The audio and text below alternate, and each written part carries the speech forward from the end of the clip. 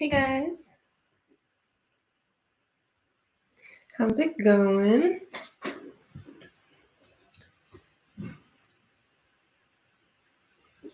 Just gonna give it a little bit of time.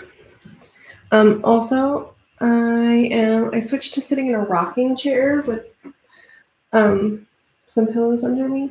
So if that gets annoying or you hear sounds that you don't know where they're coming from, it's this rocking chair that, fun fact, I've had since I was an infant. And I thought it had some like amazing historical story of ancestors it was passed down upon, whatever. No, apparently my parents got it at a garage sale, like right before they had me, or right after they had me, maybe, because they didn't have a chair to sit in. So there's that fantastic family heirloom. Okay, so we are going to be painting this mermaid. Now, if you see on my ring light, it is shiny. I have used silver. Oh, that's really pretty right there. Yeah. I've used silver and gold metallic paints. Now, obviously, if you don't have metallic paint, you missed the memo to get metallic paint.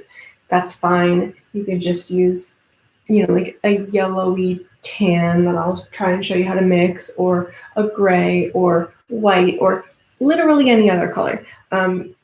Your mermaid tail doesn't have to be this blue-green. You know the jam already. You can do whatever makes you happy. You can do a rainbow fish mermaid tail, which would actually be super cool. If you do that, I want to see it. Okay, so what we're going to do first is, I told some of you guys last class that raw sienna would be a good like tan brown to pick up. That is actually what I did the base of the background in. Now, if you didn't get this yet, that's fine. You can mix something to get something similar, so I will attempt to do that. We'll see how it turns out. But again, it does not have to be this perfect tan sandy color.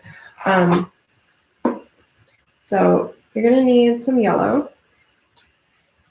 And you're going to need a little bit of red. Again, this is just if you're trying to mix that sandy color. If you have a raw sienna or a tan or a even like a parchment, some paint colors are called parchment. It's more of like that's more of like a mine nude, like a pale nude tone.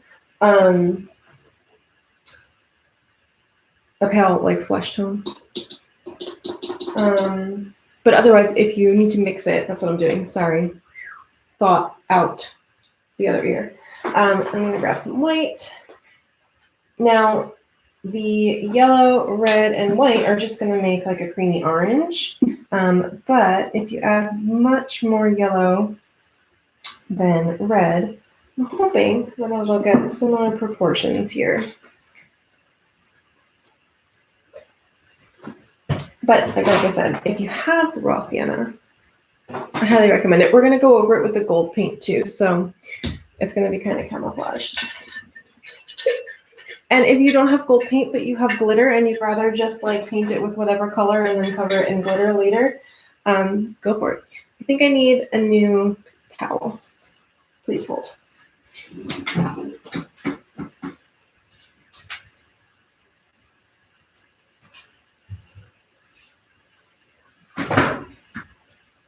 I'm back. Okay. Towel to wash my brush. I'm going to go in with my big brush. Now, I'm actually not going to paint the whole canvas, the background color. I'll show you what we're going to do. So I'm going to attempt to mix this like sandy color. So it's going to be a lot of yellow, a lot of white, and just a little bit of red. Let's see what we get here.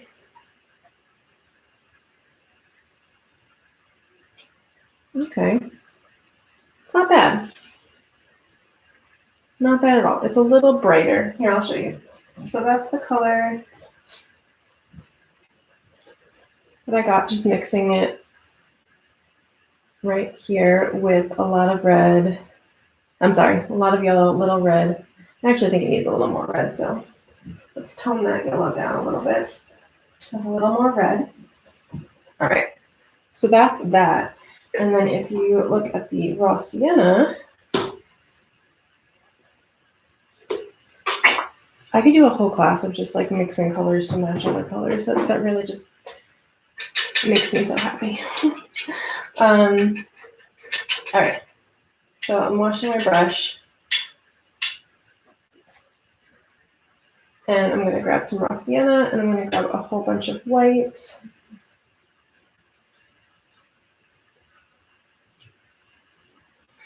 And that's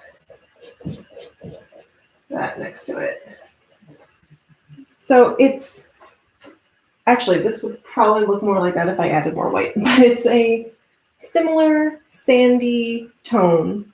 So if you don't have raw sienna, feel free to mix yourself like a real pale, like mac and cheese kind of yellowy orange. That will suffice just fine. I'm going to, because I pumped all this paint, I'm going to mix it all together and see what I get. So I'm going to mix all my raw sienna and my yellow and a little bit of red and a lot of white. And I'm just going to mix it together. Now, I did say we're not painting the whole thing, and then I just went and painted the whole thing. So if you already did that, it's okay. Don't worry about it. But what I am going to do is I'm going to draw my mermaid tail first, because I don't want to have to wait for this background to dry before I go back over it with my blue-green. So I'm just going to fake it over here.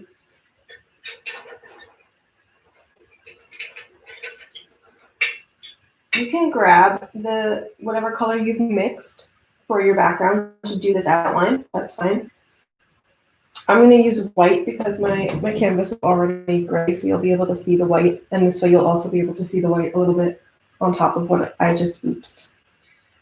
So the thing with the mermaid tail is that shape, and it's very much like, I wish I knew what that was called. Somebody who has English or typing background would know.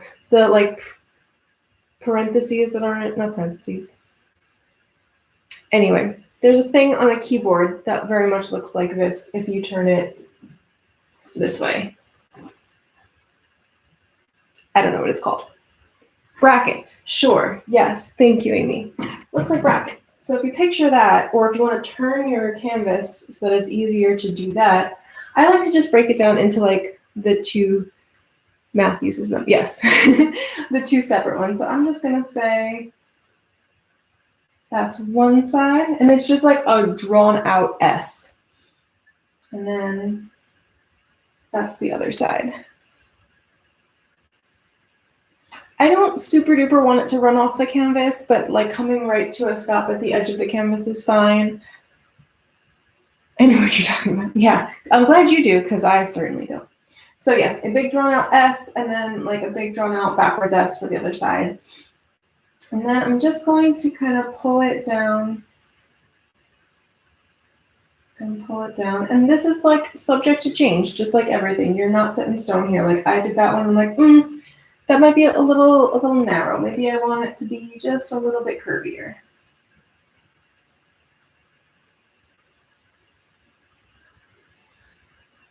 And then we're just going to connect it going out that way. So we're just going to swoop in, because right where the tail meets the fin, like where your ankles would be if these were regular human anatomy. And then this one I'm just going to pull in and then down. So we've got like, this is kind of laid out as our like legs tail. This is where the ankles are, and this is where the feet is. Feet are. Words are hard today, guys. Okay, but this is, like I said, this is just roughed in because I wanted to paint the background. I also really like painting the background. Sometimes, how do I say this? A lot of the times when we paint the background, I don't want it to be a character in the painting. Like I don't want it to factor in that much. I just want it to be a wash of color, and it tucks behind seamlessly. In this one, I kind of like contoured the background painting around even before the gold. You can see that there's like streaks of white and stuff like that. around the tail, because I just think that looks cool. And sometimes your background can be a character. So now that's what we're going to do. Now you can go back to whatever you may have mixed and paint around the background. Paint the background around the tail and follow the lines of it. And feel free to grab some white and have it not be fully mixed into whatever you're using in your background. Just let it kind of exist there.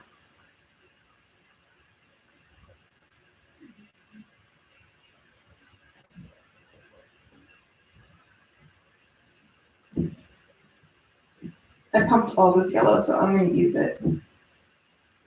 But then you can go in and grab some white and really kind of contour and let it be streaky. Let it be like weird and wonky and fun.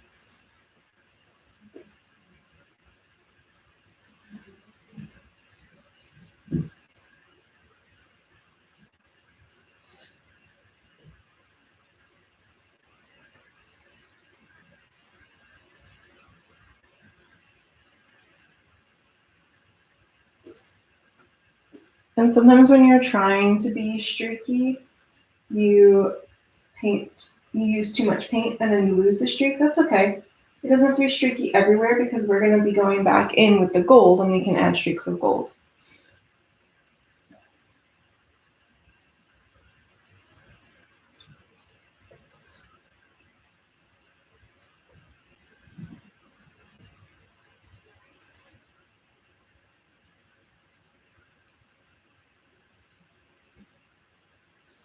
But that is something, particularly if you are starting to like paint for yourself, paint on your own, not during these classes, that you have to think about is if you want your background to be its own character, if you need your background for your painting, like let's say you're doing a landscape, then your background is usually more of a character.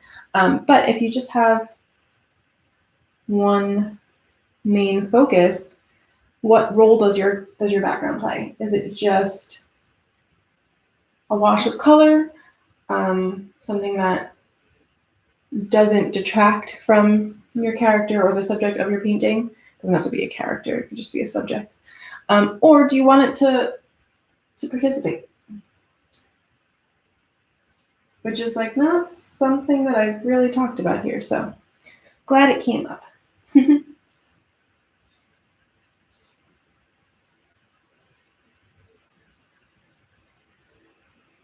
You can choose for there to be like seams, like start and stop lines, or you can kind of try to flow them together in certain areas. Whatever makes you happy.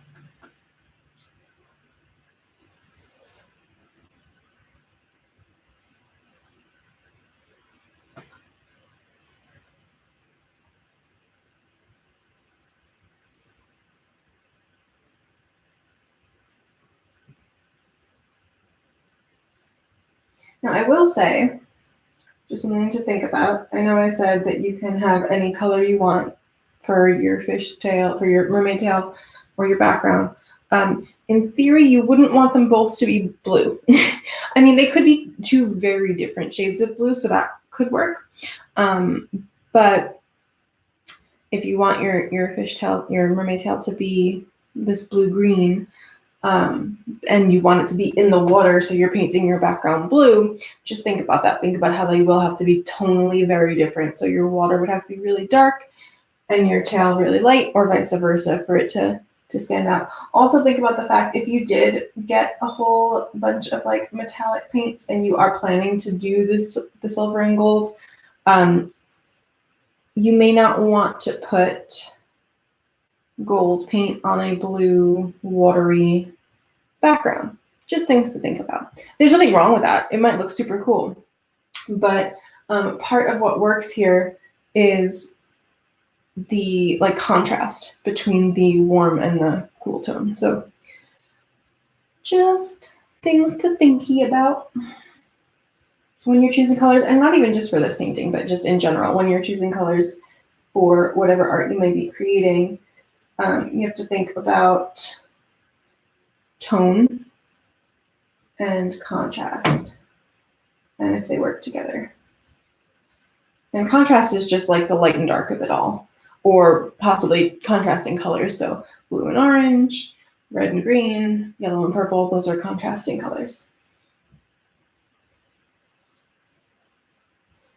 Well, they're complementary colors, but you know what I mean.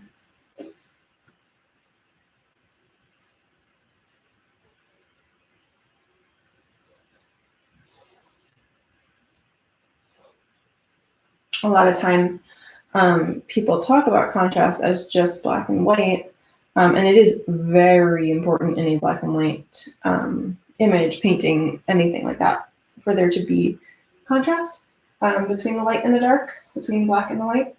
But there has to be contrast in everything. That's my opinion. There was like a photo trend going around for a while. I don't know if it's still going on. Where there's like this filter that would take all of the black out of a picture pretty much, and it would like mattify it, so it was like just this off black. And like sometimes it really does help. That filter really does help to bring out, especially like poorly lit photographs or just really dark environments. It does help to bring out certain detail, but it drove me crazy that there's no contrast. It takes away all the contrast, because in a photograph particularly, I don't know where this all is coming from. I'm just talking. This is what happens when I don't talk about television.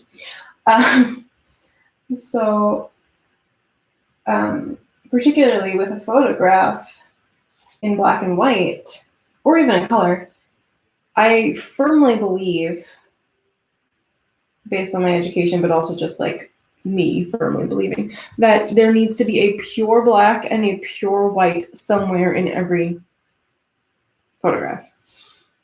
That if it doesn't have that, and when I say it needs to be, I mean like aesthetically for my choice, wow, words are hard. It is my opinion, so for my work, this is how I choose to make sure that there is enough contrast in a photograph, is that there should be some pure black and some pure white. And for the pure white, usually very, very little. You always want to have a little bit of tonal appearance in your white in a photograph, or else it looks blown out. But there should just be that a little bit, just a little bit. The glint in someone's eyes, a reflection off something shiny, something. There needs to be some pure white somewhere. All right, now that we've gone on a complete tangent away from everything that we were doing, I hope that you were able to paint your background. All right, my background is painted now. We're gonna add the gold, but I do wanna let this dry just a little bit. Well, actually, yeah, I'm gonna let it dry just a little bit. So for your mermaid tail, we just want a wash of color. I'm not painting each individual scale. We want a flat layer of color first, and then we go back in with the silvers. So I'm gonna grab my blue. One day I'll get more blue. It'll happen. And you can choose to use green, or you can use yellow to make it a little blue-green. I have some green, which I just threw. I tried to use it the other day and it had like totally separated. So I ended up with just green water, which was really not helpful. All right, I'm gonna take some regular green here. And I'm gonna wash my brush off. I'm still gonna use my big background brush. Again, it depends on the size of your canvas and the size that you made your mermaid tail. If you wanna switch to a smaller brush, that's fine. But I'm gonna take some white and mostly blue, white, and then just a little bit of green. And I'm gonna do like a rough mix on my brush. So like you can see there's blue and there's white and there's green, and it's all just kind of coexisting. And then I'm gonna go in, I'm gonna first go along the edges here.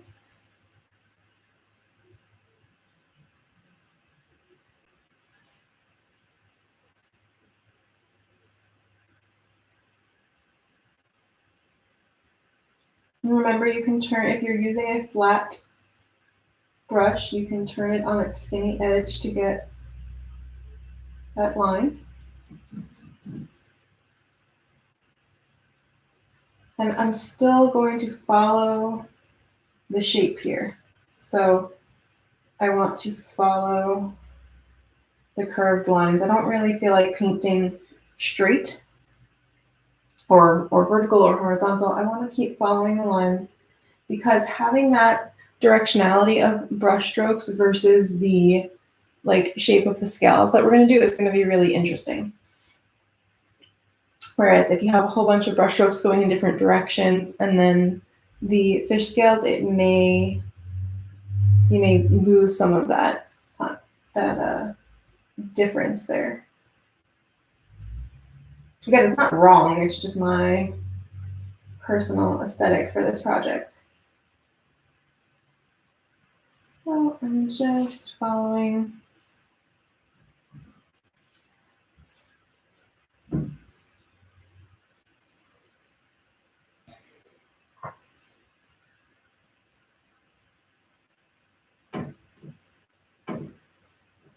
And this kind of works because, and when I say this, I mean the fact that I oopsed and painted my background here, because it's just yellow. Like it's got a very yellowy tone, so it's just gonna make this area a little bit more green, but that's fine. I've got green. Wow, on my computer, it looks very different. That's okay, I'll just add some more blue.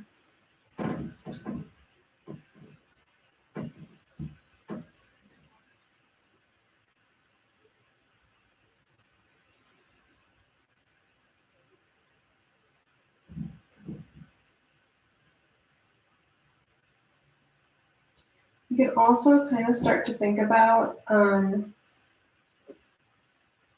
where your highlights are. It's very subtle, particularly when we paint over it with the scales, but you can see how like here and here and here are a little bit lighter, just so that it's not a completely flat plane of color.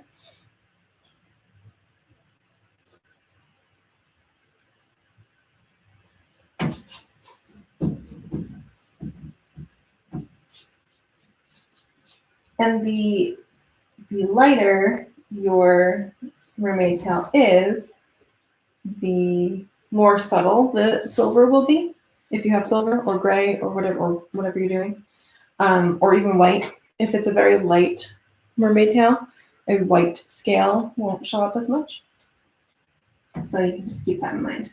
But a darker blue-green tone you would see that lighter shade much more. So I'm just gonna kind of throw a little highlighting up here. And throw a little highlighting up here.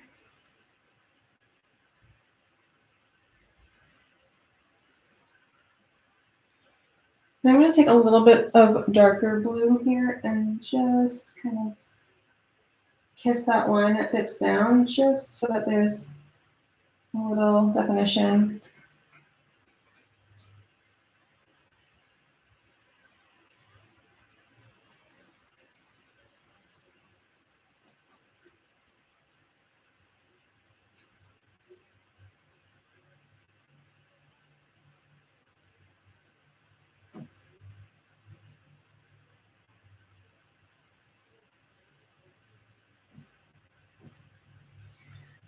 You want to like what the tail looks like, but you don't want to like toil over it because we're just going to put the scale pattern in and you're going to end up painting over. So if you were like working on this intricate pattern, I mean, that's really cool and I am very intrigued to see it, but just remember that you're still going to paint something over it.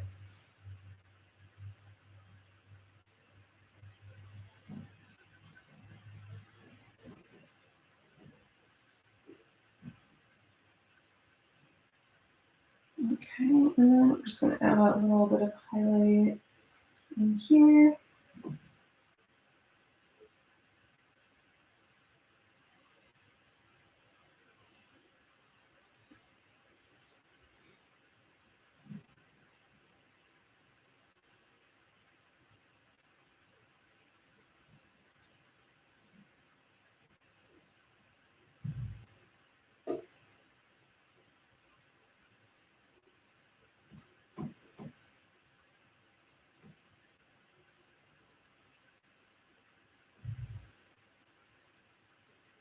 Okay.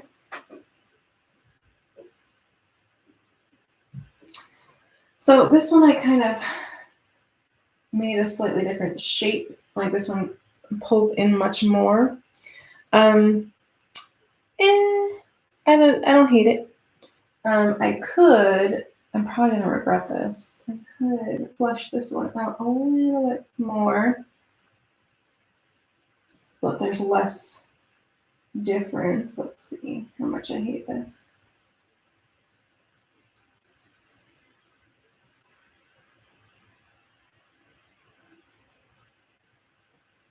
Okay, that's fine. I do still want that area to be more cinched in, so I'm not gonna go any further than that.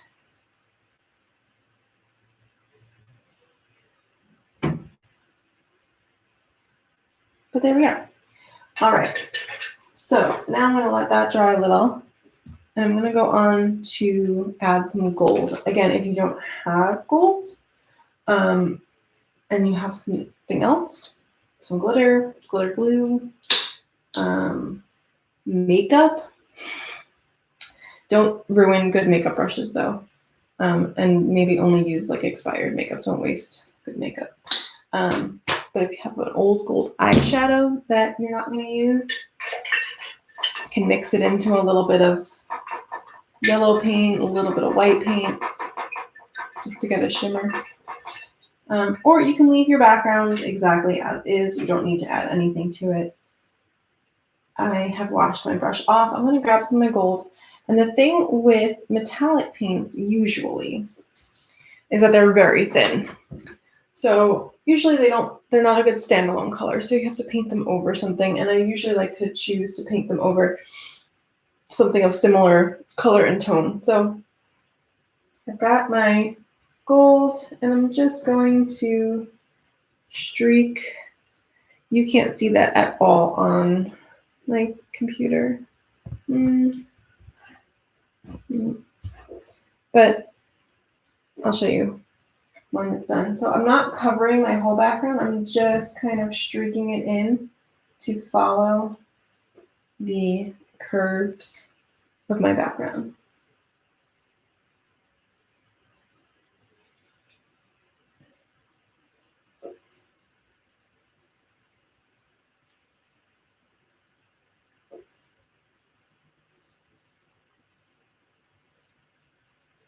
There aren't rules here. I'm just gonna decorate as you see fit. And if your background is still a little wet and it mixes in, that's cool.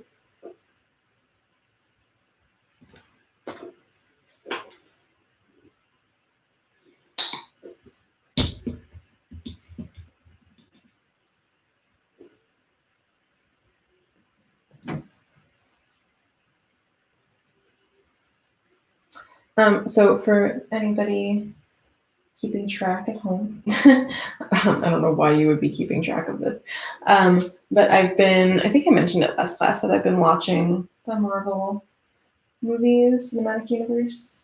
What did we watch last night? I watched Doctor Strange last night, which plot-wise didn't really do anything special for me, but visually that movie is stunning. I was so impressed with the visual effects. It was insane.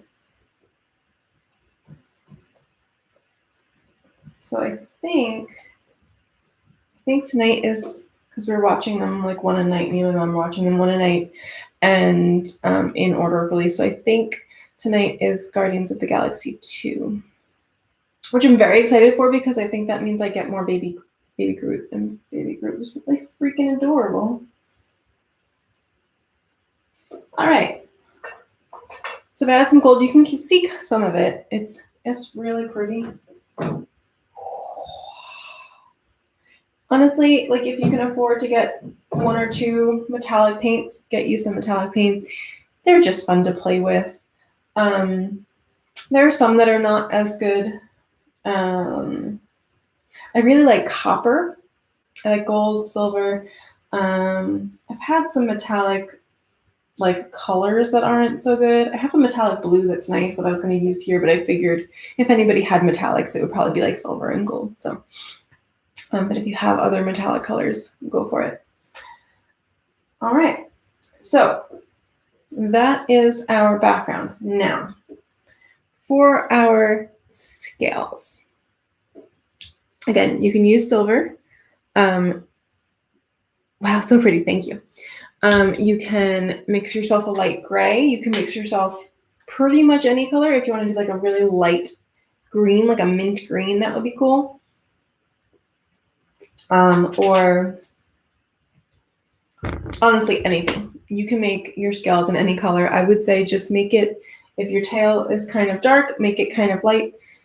And if your tail is kind of light, make it a little darker so that you can see it. But I'm gonna grab my silver. Where can I put this?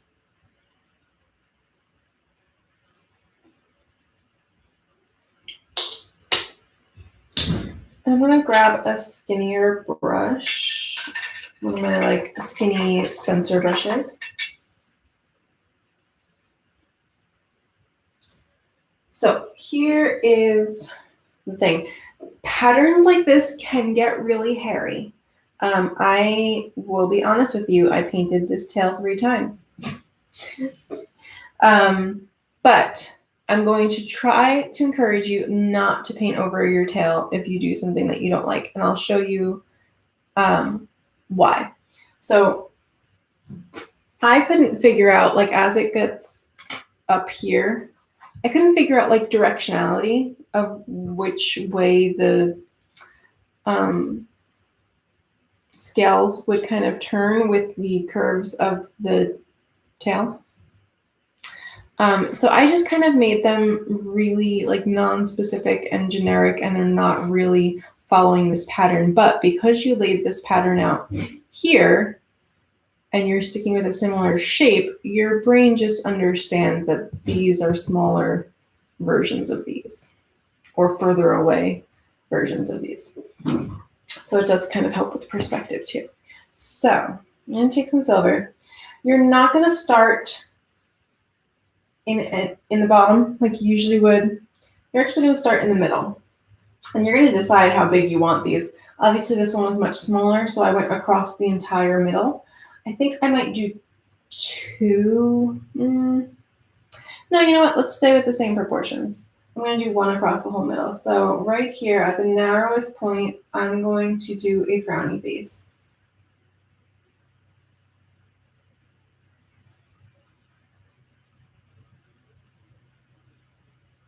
Okay. Frowny face, starting the first scale. Now, for my scales, I'm going to pull in a half a frowny face there and half a frowny face there. So it kind of makes this like scallop shape, this like warped triangle.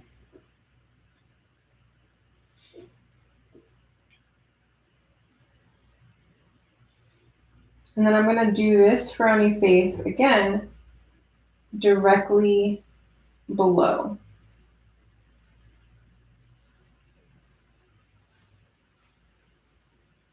So it's touching the point, the bottom point of that.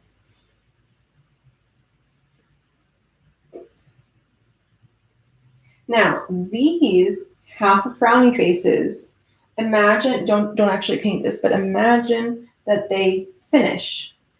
Okay? So that's what you're creating now. So right here, there's one that you can't see more than that amount of.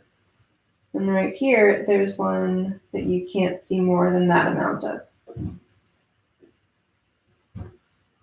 So do you see how like this right here is creating that scallop? We just can't see the rest of it because it's wrapped around. As you go, you will see more scallops. It's tricky. But what we're gonna do is we're actually going to pull this frowny face down to complete this one. So we're gonna say it's down here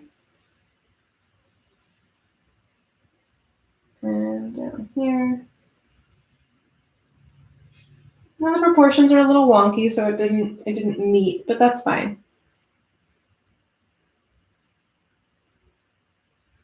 I'm gonna do another one.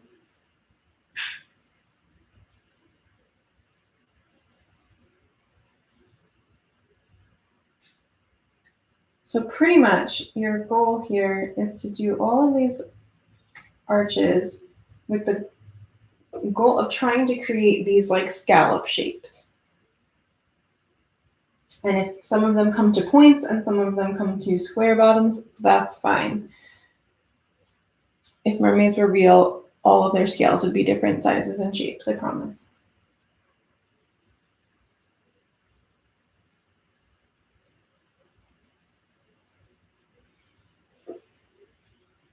Okay, so now things are kind of turning. They're getting a little topsy-turvy here.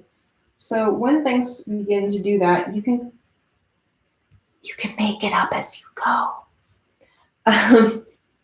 That's the beauty of art. You can just kind of say, okay, well, I'm going to go here with this one.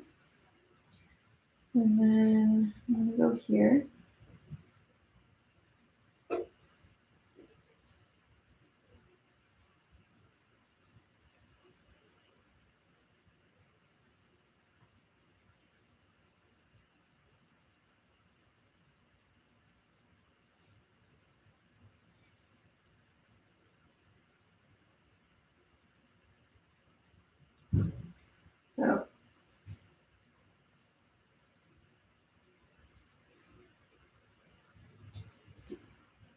So you're just kind of making up. Now, right here, this looks like it doesn't follow the pattern to me. It's not a big deal that exists, but if it does bother you, you can always like paint a little bit of that blue-green over that. Again, I'm not going to. Oh, I just got silver paint on my rocking chair. That's cool. Sorry, you can't see what I'm doing, but I'm painting my rocking chair with my finger. And now it is silver. So yeah, I'm gonna leave it. That was all that to say. I'm gonna leave it. Because sometimes if you go through and you try to fix and change, if you go through and try and fix and change things that like don't really work, but maybe they do, and it's just in your head, sometimes it comes out worse. So I'm gonna leave it. Now I do think I have a few more of these bigger ones that I can do before I get to my little guys. So I'm gonna do another set like this.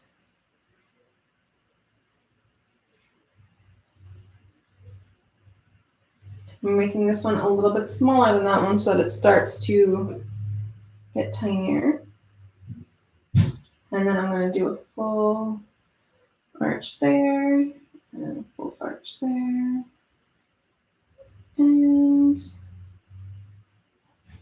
okay. I think that's probably a good place to start to loosen it up. So now, as we start to loosen it up, you don't need them to touch anymore. Your little arches don't need to touch each other. There isn't much rhyme or reason to these.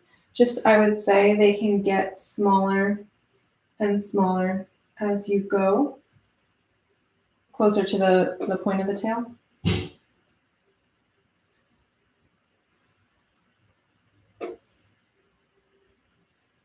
They can touch. Some of them can touch if you want them to. You want them to be random, but keep in mind that we had this pattern going. So don't start all of a sudden like curving them this way and curving them that. Like they're still going to curve the same direction. You just don't have to worry about creating those actual scallops.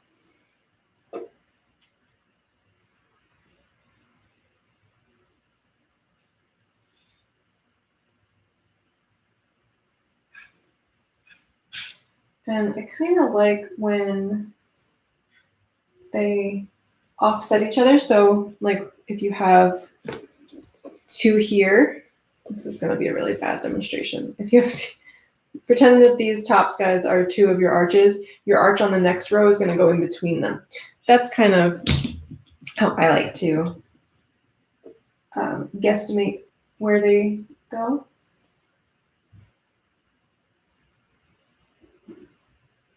And as you get really close to the tips of your tail, they can just be little kind of curved dots of sorts.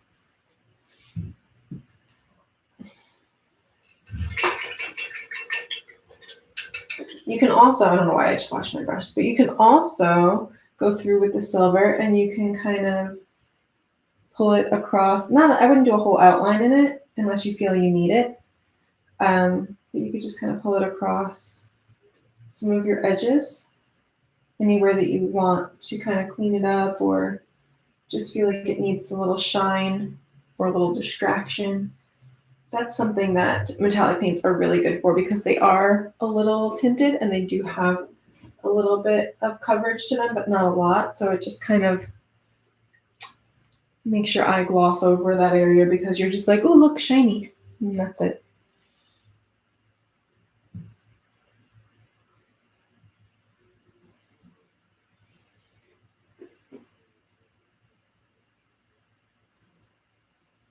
Now the cool thing is that we did this probably while your tail is still wet. Now, if you are not seeing your metallic or your accent color, whatever you've chosen, because your tail was too wet, dry it and try again.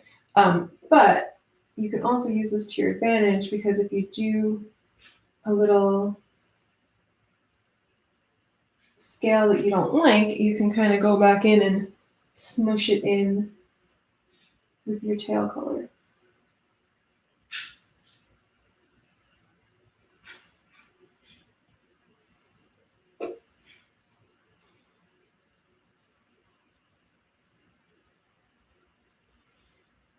But yeah, we finished really early, probably because I was not in as chatty of a mood as I was last week. That's pretty much it, guys. So you can see how shiny it is, and there's lots of fun. If you did not have metallic paint, but you do have glitter, I would maybe just use some of what, like a lighter version of whatever color you want to put it on. So your background color, maybe mix a little bit of white into whatever you used for your background, lay it down, and then while it's still wet, dump that glitter on it and, shake it off how you always do. But just use paint to get your glitter to stick. Same here. You can go in with all of your scales in you could even do white, you can do a lighter shade, anything like that, and then just dump glitter over the whole thing. Your background does have to be dry though. So if you're going to use two different glitter colors, you would have to glitter one, dry it, and then do the paint and glitter for the second color, or else whatever your second color is will just mix with the first color that you used for your background. So that is something to keep in mind. What else? What other brilliance can I bestow upon you? That's really it. I don't have much. So this class was a little bit shorter. please post these on Twitter. I want to see them. I didn't see that many little baby penguins, which is fine. If you didn't want to post your penguin, it's totally fine. But I want to see what you do. It makes me happy. All right. Well, I will see you guys next week. And I hope you're enjoying this. Love you. Bye.